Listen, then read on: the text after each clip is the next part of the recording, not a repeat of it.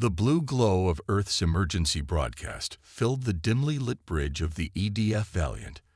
Captain Emma Wilson stood with her hands clasped behind her back, her face tight with worry, as she watched the transmission. The message kept repeating, its words becoming more disturbing with each loop. "This is Ambassador David Clark. Our diplomatic mission has failed. I repeat, we are being detained by the Galactic Council. Earth must be warned. The Council is not what we thought." The transmission cut off in static, just as it had the previous dozen times she'd watched it. Emma's fingers dug into her palms. Just 6 hours ago, she'd been overseeing routine patrol duties. Now, Earth's first contact with the Galactic Council had turned into a nightmare. "Status report," she called out, turning to face her bridge crew. Lieutenant Sarah Mills looked up from her communication station. "No further transmissions from the ambassador's ship, Captain." The last signal came from the Council's capital station in the Arcturus sector. Emma nodded, her brown hair swaying with the movement. She tied it back in a neat bun, as always, but a few strands had escaped during the tense hours since the message arrived. "Put the station on the main screen." The holographic display flickered to life, showing a massive structure that looked like a silver snowflake floating in space. Its central hub stretched 20 miles across, with dozens of crystalline arms extending outward. It was beautiful, but Emma felt no appreciation for its architecture. Somewhere in that structure, Earth's first diplomatic team was being held prisoner. "The Council claims our people violated some law about primitive species," Operations Officer Jack Murphy said, his voice bitter. "They're calling it unauthorized advancement. Since when is being human a crime?" Emma walked to his station, studying the data scrolling across his screen. The Galactic Council had seemed so welcoming at first. They'd made contact 3 months ago, promising to help Earth join the wider galactic community. Now she understood why they'd been so interested in studying Earth's military capabilities during the initial talks. Her tablet beeped with an incoming message. The sender was Earth Defense Command, marked urgent. Emma opened it and felt her stomach tighten as she read. "Listen up, everyone," she announced, her voice carrying across the bridge. "I just received new intel. Before they were arrested, our diplomatic team discovered something. The Council isn't run by a group of equals like they claimed. It's controlled by one species, the Sixtheri.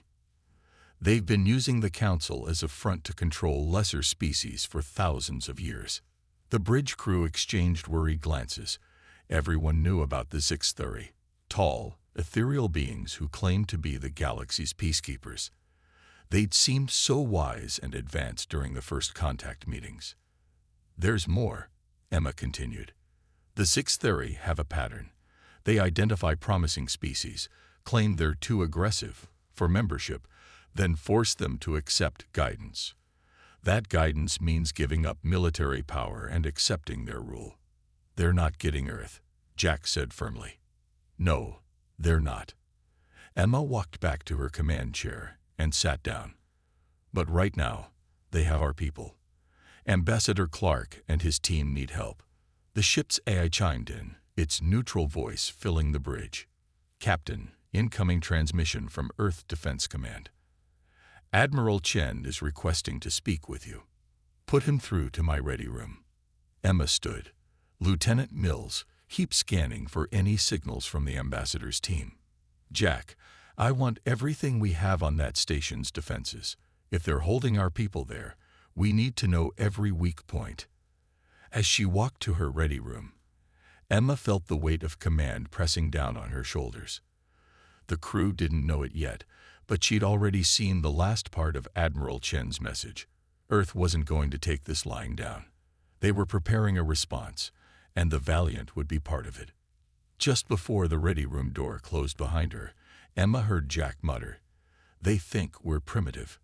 Wait until they see what primitive humans can do." She allowed herself a small smile. The Galactic Council was about to learn a very important lesson. Never underestimate humanity, and never, ever take their people prisoner.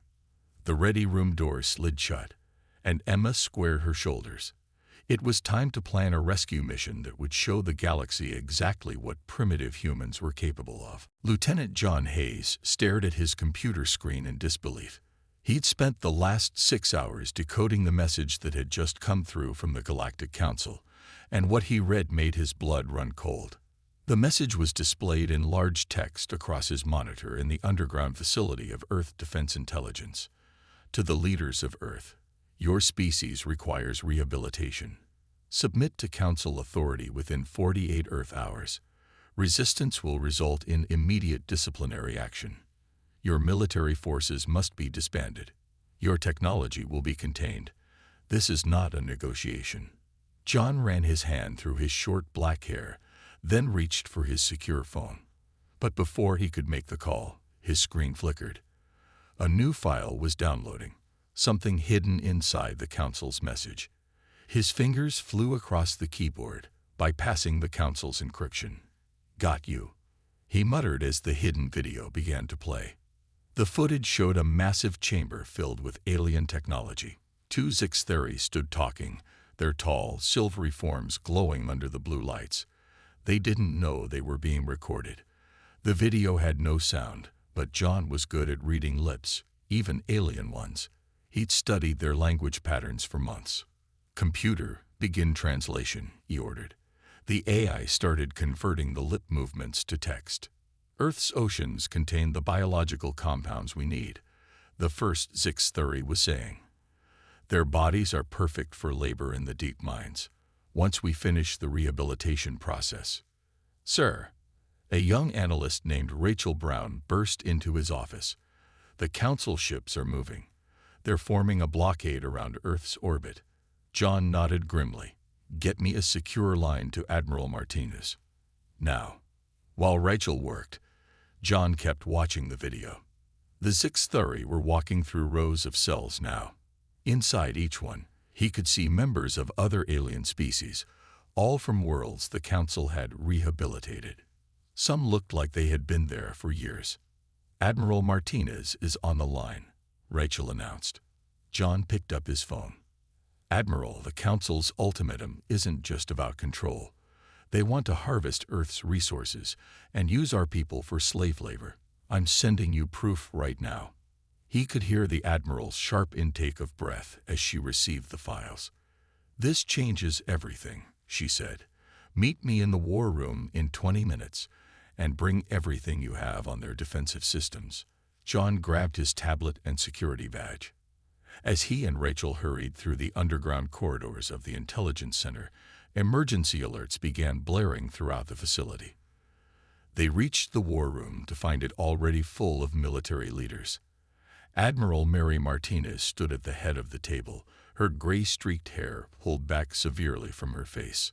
The room's large screens showed the positions of Council ships around Earth. "Ladies and gentlemen," the Admiral began, "the Council has shown their true colors.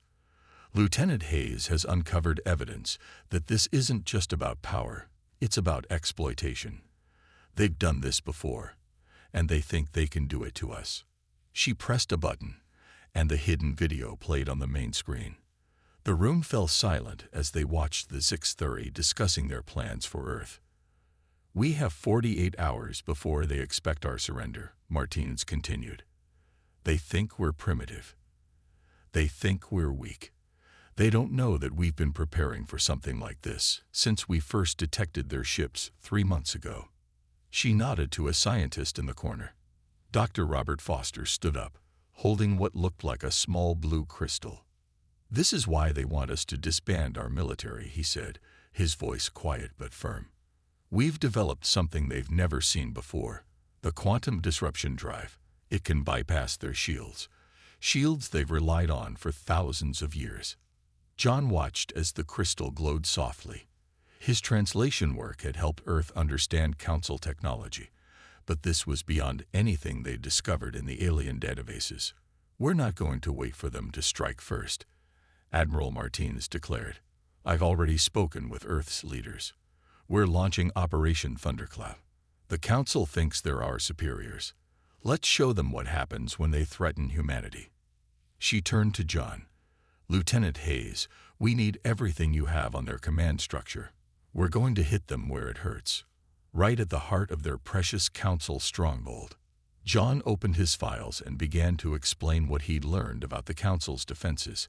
As he spoke, he could see determination in every face around the table. The Council had made a serious mistake. They thought humans would bow down like all the others. They were about to learn just how wrong they were. Admiral Mary Martinez stood in the massive underground hangar of Earth's secret shipyard. Above her towered humanity's newest weapon, the EDF Prometheus. The battleship's black hull seemed to swallow the light, its surface covered in the latest stealth plating. But its most dangerous weapon couldn't be seen from the outside. "The quantum disruption drive is fully installed," Dr. Robert Foster said, walking up beside her. He held up his tablet, showing the ship's power readings. "We've hidden it in the heart of the ship, right where they won't expect it." Mary nodded, watching as crews made final checks on the massive vessel. "Will it work, Robert?" "It already has in all our tests. Their shields won't know what hit them." He pushed his glasses up his nose. "The drive doesn't try to overpower their shields. It simply slips through them, like water through a net." A young officer ran up to them, saluting quickly. "Admiral, we just got a message from our spies near the Council stronghold. Ambassador Clark managed to get information out." Mary took the offered tablet, reading quickly. A smile spread across her face. "He's cleverer than I thought. He used their own communication system to send us their defense plans." The ambassador had hidden the data in what looked like routine garbage code. But buried in the transmission were exact details of the stronghold's layout, shield frequencies, and patrol schedules. "Sound general quarters," Mary ordered. "I want all command staff in the war room in 10 minutes. The war room was already busy when they arrived. Maps and tactical displays covered the walls, showing Earth's forces gathered in hidden locations around the solar system. The Council's ships still held their blockade, not knowing what was coming. "Operation Thunderclap is ready," Mary announced to the assembled officers. "Thanks to Ambassador Clark, we now have everything we need to strike their headquarters." She brought up a 3D map of the Council stronghold. "The Prometheus will lead the attack. We've hidden 15 other ships in the asteroid belt, all equipped with smaller versions of the quantum drive." She pointed to key locations on the map. "The Council thinks their shields make them invincible. For thousands of years, no one could touch them. That ends today." Dr. Foster stepped forward. "Each ship's quantum drive creates a bubble of disrupted space. Their shields won't just fail. They'll never even detect our ships until we're right on top of them." "What about the civilians in the stronghold?" someone asked. Mary's face hardened. Ambassador Clark's data included locations of holding cells where they keep representatives from other species. Freeing them is part of the mission. We're not just fighting for Earth. We're fighting for every species the Council has enslaved." She turned to Captain Emma Wilson, who had been quietly studying the tactical displays. "The Prometheus is yours, Captain. You'll lead the first strike. Hit them hard, hit them fast, and show them what humanity can do." Emma straightened. "The Prometheus will be ready in 6 hours, Admiral." "Good, because in exactly 6 hours, we're launching Operation Thunderclap." Mary looked around the room. "The Council gave us 48 hours to surrender. Let's give them our answer in half that time." As the meeting ended, Mary walked with Dr. Foster to the observation deck overlooking the Prometheus. Workers swarmed over the huge ship like ants, making final preparations. "Do you think they suspect anything?" Robert asked quietly. Mary shook her head. "Their message made it clear. They think we're primitive, backward. They expect us to either surrender or try something stupid like a frontal assault." She smiled grimly. "They don't realize that humanity's greatest strength isn't our weapons or technology. What is it? Our ability to surprise everyone who underestimates us." She checked her watch. "Get some rest, Robert. In 6 hours, we're going to teach the Council a lesson about judging species by their age rather than their capabilities. As she walked away, Mary thought about all the other races the Council had enslaved. After today, things would change. Earth wasn't just fighting for itself. It was fighting to free the galaxy from thousands of years of Council control. The Prometheus would lead the way. And when the dust settled, the Council would learn that humanity wasn't just another primitive species to be conquered. They were the ones who would bring the Council's empire crashing down. In 6 hours, Operation Thunderclap would begin, and the galaxy would never be the same. Commander Brian Kelly's stealth shuttle cut silently through space, its dark hull blending with the blackness around it. Inside, his team checked their gear one last time. They were headed for the Council's communication hub on Europa Station, a remote outpost orbiting one of Jupiter's moons. Final equipment check, Brian ordered, his voice low even though no one could hear them in space. Lisa, how are the charges? Lisa Cooper looked up from her bag of demolition equipment. Her dark eyes were focused and calm. All set, Commander. Got enough explosives to turn their comm hub into space dust. Next to her, Kevin Martinez worked on his tablet, going through the station's security plans one more time. I've got their patrol schedules mapped out. We'll have a 10-minute window to get inside before the next guard rotation. Brian nodded, looking at each member of his 6-person team. They were Earth's best, chosen specifically for this mission. If Operation Thunderclap was going to work, they had to take out the Council's early warning system first. Remember, Brian said, we're not just fighting for Earth. Lieutenant Hayes' intelligence shows there are other species being held on that station. The Council calls them rehabilitation subjects. You mean prisoners, Lisa said quietly. Exactly. If we find any of them, we help them. But the mission comes first. That comm hub has to go down. The shuttle's computer beeped softly. They were approaching the station. Through the front window, they could see it. A gray cylinder spinning slowly in space, covered in communication arrays. Quantum drive engaging, Kevin reported. The shuttle shimmered slightly as Dr. Foster's technology activated. They would slip right through the station's shields, just like they'd practiced. Marks in position, Brian ordered. His team pulled on their helmets, checking the seals on their advanced spacesuits. Each suit was painted with the same light-absorbing coating as the shuttle. The shuttle touched down silently on the station's outer hull. Brian led his team out into space, their magnetic boots keeping them attached to the station's surface. Above them, Jupiter filled half the sky, its massive form a reminder of just how far they were from home. Lisa moved to an access panel and attached a small device. Numbers flashed across her helmet display. Got it. Security system bypassed.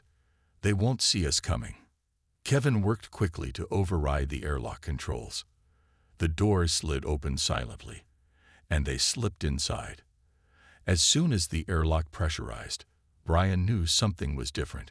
Commander, one of his team whispered, "Look." The corridor was lined with cells.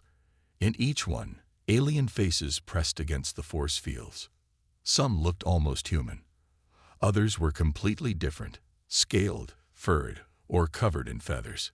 But they all had the same look in their eyes. Hope.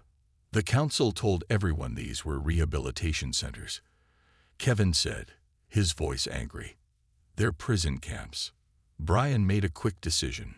Lisa, Kevin, stick to the mission. Get to the comm hub and plant those charges. The rest of you with me. We're taking these people with us. He approached the nearest cell. Inside, a tall alien with blue-tinted skin looked at him cautiously. Brian recognized the species from his briefings. A Angsteri, one of the first races the Council had rehabilitated. We're from Earth, Brian said clearly. We're here to help. The Angsteri's eyes widened. The new primitive species. But the Council said you surrendered. The Council lied. We're about to hit their stronghold, but first we're getting you all out of here. While Lisa and Kevin headed for the comm hub, Brian's team worked quickly to free the prisoners. The Angsteri helped translate for the other species. There were 32 prisoners in all, representatives from races that had tried to stand up to the council. "Time check," Brian called over the radio. "Charges are set," Lisa reported back. "Hub will go down in 15 minutes. That'll blind their whole defense network." "Good. We've got some guests coming with us. Tell the shuttle's AI to prepare for extra passengers." The former prisoners moved quickly and quietly, helping each other. Brian watched them with growing anger. Each one had been taken from their people, just like Ambassador Clark. The council had been doing this for thousands of years. "Shuttle in sight," Kevin reported. "But Commander, we've got company. Council guards, heading this way." Brian smiled grimly behind his helmet. "Then let's show them what a primitive species can do." "Lisa, how about we set those charges off a little early?" "With pleasure, Commander." As they rushed the last few prisoners toward the shuttle, the station's comm hub erupted in a silent explosion behind them. The Council's warning system was down. Operation Thunderclap could begin. Captain Emma Wilson stood on the bridge of the EDF Prometheus, watching as her crew prepared for battle. The massive ship hummed with power, its quantum drive ready to make history. Behind them, 15 other Earth ships moved into position. Signal from Commander Kelly's team received. Lieutenant Mills reported from her station. "The Council's warning system is down. They're blind." Emma allowed herself a small smile. Perfect timing. Status of the Council's Stronghold. "They're still sitting there, shields at normal power. They have no idea we're coming." The Prometheus's main screen showed their target, the Council's massive station hanging in space like a silver snowflake. Hundreds of Council ships patrolled around it, their crews confident in their superior technology. "All hands," Emma spoke into the ship-wide comm. "This is your captain. In 5 minutes, we launch humanity's first strike against the Council. They think we're primitive. They think we're weak. Today, we prove them wrong." She turned to her weapons officer, John Reed. "Are the quantum-tipped missiles ready?" "Yes, Captain. All weapons show green. The missiles will pass right through their shields, just like Dr. Foster promised." Emma took her command chair, gripping the armrests. "Begin Operation Thunderclap. All ships, activate quantum drives." The space around the Earth fleet shimmered slightly.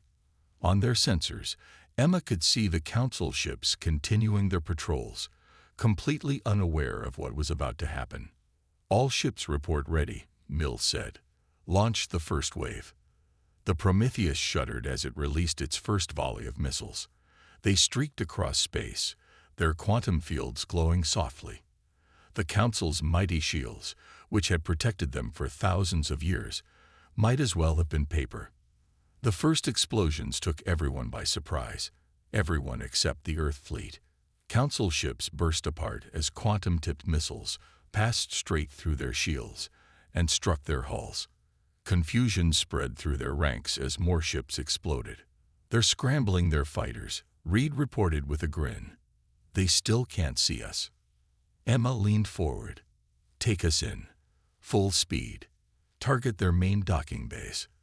The Prometheus surged forward, its massive form finally becoming visible to the Council's sensors as it entered firing range.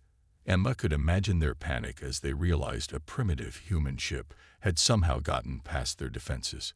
"Council ships attempting to communicate," Mills called out. "Put them on screen," Emma ordered. A Zixtheri commander appeared, his silvery face showing shock. "This is impossible. How dare you attack the sacred Council stronghold? Your species will be..." Emma cut the transmission. "Fire main guns. Let's show them our response." The Prometheus's main cannons roared to life. Huge beams of energy, enhanced by quantum field technology, slammed into the stronghold's outer arms. Pieces of the once mighty station began breaking apart. "Captain," Mills shouted, "I'm picking up new signals. Ships are appearing from all over the station's dock areas. But they're not Council ships." Emma watched as dozens of unknown vessels poured out of the station's hangars. They were firing, not at the Earth fleet, but at the Council ships. "Message coming in," Mills reported. It's from the lead ship. They say they're slaves of the Council, and they want to join our attack." The former prisoners, members of species the Council had oppressed for centuries, had seized their chance at freedom. They turned their stolen ships against their captors, adding to the chaos. "The Council's fleet is in disarray," Reed reported gleefully. "They've never faced an enemy who could bypass their shields. They don't know how to fight back." Emma watched as more Council ships exploded.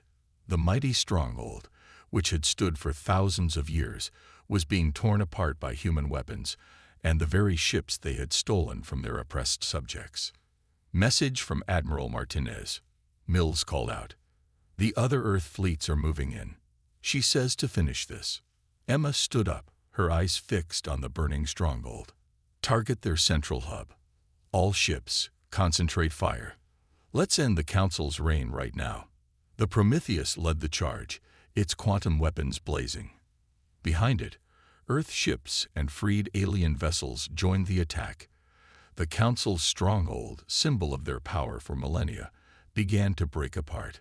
As explosions chained through the station's core, Emma thought of Ambassador Clark and all the other prisoners the Council had taken. This was humanity's answer to the Council's ultimatum. This was humanity showing the galaxy that being primitive didn't mean being weak. The battle wasn't over, but its outcome was already clear. The age of the Council was ending, and a new era was about to begin. Lieutenant John Hayes ran through the chaos of the burning Council Stronghold. Alarms blared everywhere as the station shook from another hit by Earth's fleet. But he wasn't thinking about the battle outside. His team had one mission: find Ambassador Clark and the other prisoners. "The prison block should be 2 levels down," said Kira, a Anx-Terry rebel who had joined them. Her blue skin seemed to glow in the emergency lights. "But be careful.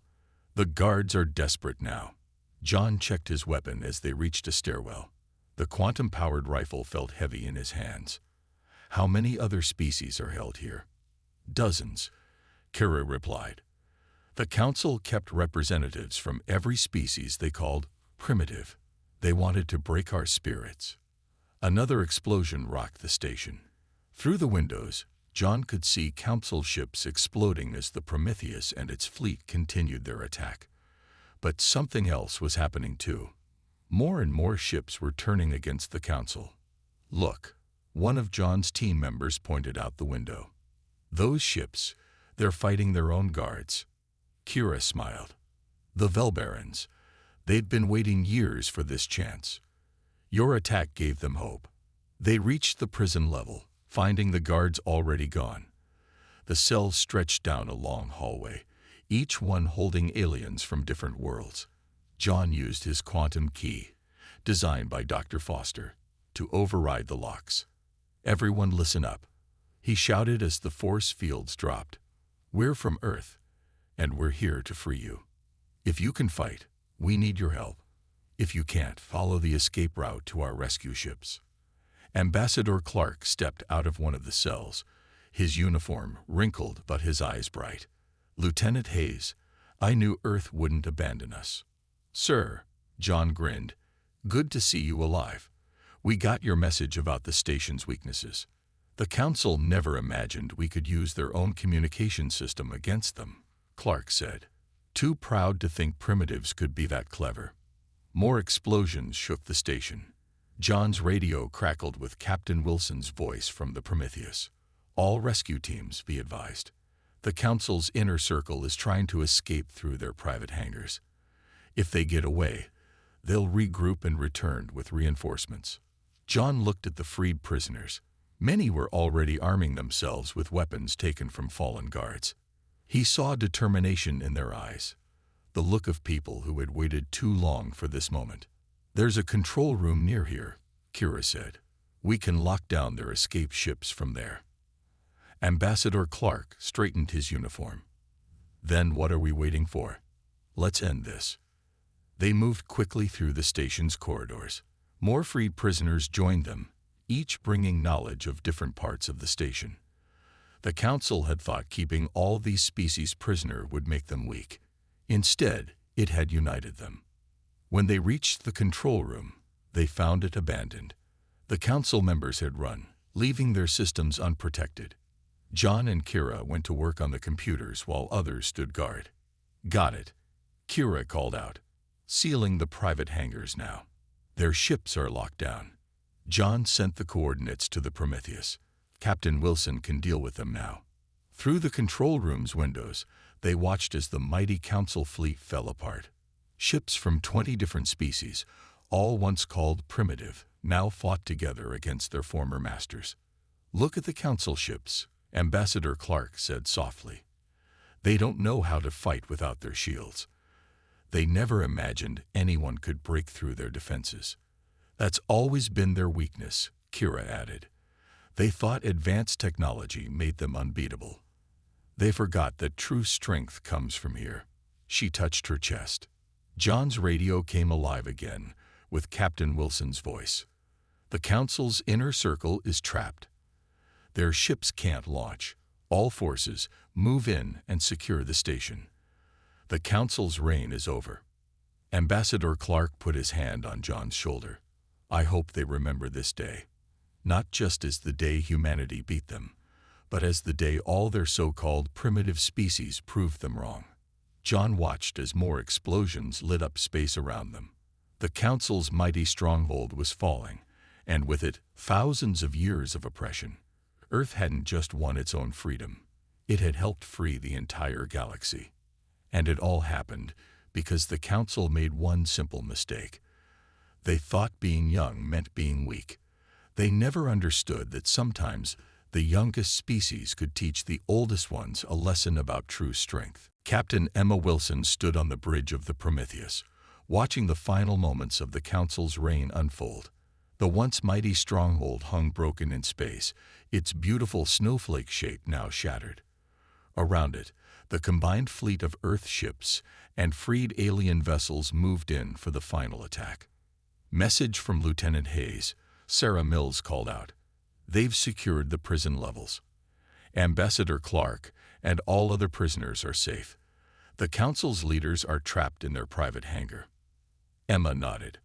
"Put me through to all ships." She took a deep breath. "This is Captain Wilson to all vessels. The Council's leaders are cornered. Let's finish this together." The Prometheus led the attack, its quantum weapons glowing bright against the darkness of space. Behind it, ships from 20 different species, all once labeled primitive by the Council, joined in. Their combined fire lit up space like a new sun. "Council leaders requesting to speak," Mills reported. "On screen," Emma ordered. The main display showed the High Speaker of the Council, his silvery Zixtheri face no longer calm and superior. "Please," he said, "we surrender. We offer you anything you want. Just stop the attack." Emma leaned forward in her chair. "You imprisoned our people. You enslaved entire species. You called us primitive while hiding behind your shields. Now those shields are gone, and you want mercy." "We are the Council," the High Speaker shouted. "We have ruled for thousands of years. You cannot." "We just did," Emma cut him off. "Your rule is over. Surrender yourselves to the combined fleet, or we'll destroy that hangar with you in it. Your choice." The High Speaker's face twisted in rage, but Emma saw fear in his eyes. For the first time in thousands of years, the Council had to answer to those they had wronged. "Their hangar doors are opening," John Reed reported from weapons. "Small ships coming out. They're escape pods. The Council is trying to run." Emma stood up. "Not this time. Target those pods with quantum nets." The Prometheus fired, sending out energy fields that caught the escape pods like fish in a net. Around them, ships from other species moved in, helping to capture the fleeing Council leaders. "Admiral Martinez is signaling," Mills said. "They'd found the Council's central database. Everything. All their secrets, all their lies. It's being broadcast to every species in the galaxy." Emma watched as the last escape pod was caught. The Council's leaders, Beings who had oppressed countless species for thousands of years were finally facing justice. Ambassador Clark's voice came over the radio. "Captain Wilson, this is Clark. The freed prisoners want to send you a message." One by one, representatives from different species appeared on the main screen. The blue-skinned Inxteri, the scaled Velbarans, and dozens more. Each one had been imprisoned for daring to stand up to the Council. Now they were free. "Earth showed us something important today," a Velbaran leader said. "Age doesn't determine strength. The Council thought being older made them better, but it was the youngest species in the galaxy who finally brought them down. The galaxy needs a new leadership," Ambassador Clark added, "not one based on age or technology, but on cooperation and respect. Earth would be honored to help build this new alliance." Emma smiled as she looked at her crew. Humans working alongside aliens who, just hours ago, had been prisoners. This was what the Council had feared. Not Earth's weapons, but their ability to unite others against tyranny. "Captain," Reed called out, "the Council's power core is going critical. The Stronghold is about to blow." "All ships, clear the area," Emma ordered. "Let's give the Council's Stronghold a proper goodbye." The combined fleet moved back as the massive station began to break apart. Explosions chained through its structure, each blast marking the end of another piece of the Council's power. Emma watched as the station finally exploded, turning into a brilliant burst of light. For a moment, it outshone everything else in space, one final flash of glory before fading into history. "Send word to Earth," she told Nils. "The Council has fallen. A new age is beginning." As the light faded, Emma saw ships from different species flying together, helping each other, planning for the future. The Council had spent thousands of years keeping species apart, calling them primitive, trying to control them.